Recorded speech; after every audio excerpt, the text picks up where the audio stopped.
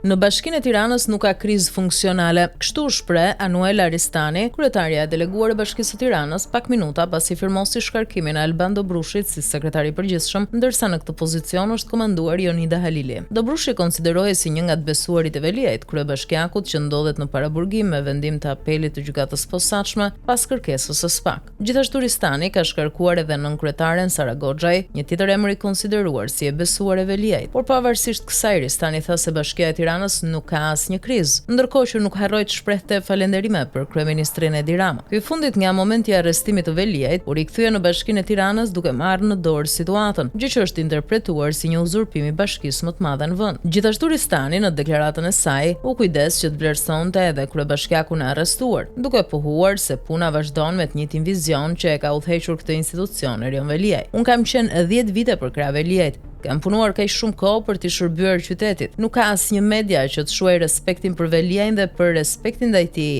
Duhet punojmë të punojmë. Në fund historia do kujtoj veprat dhe jo thashë themet. Duhet të shpreh mirënjohje edhe për kryeministrin Edi Rama, që në këto ditë të vështira na është gjendur pranë. Të gjitha kanalet tona janë të hapura, thot Ristani. Kryetari i zgjedhur i Tiranës, Erion Veliaj, në përpjekje për të garantuar vijimsinë e punëve të nisura, siç e sqaroi dhe vetë dje nëpërmjet statusit në rrjetet e tij sociale, ka marrë disa vendime. Këto vendime të marra në kushtet e një informacioni të cunguar, por edhe të pasqyruara në media në mënyrë të nxituar dhe të pakonfirmuara asnjëherë nga Bashkia e Tiranës, kanë krijuar një keq kuptim dhe kanë sjellë konfuzion dhe shqetësim të panevojshëm, të cilin e sqaroi ai dje vet, thot Ristani në deklaratën e saj.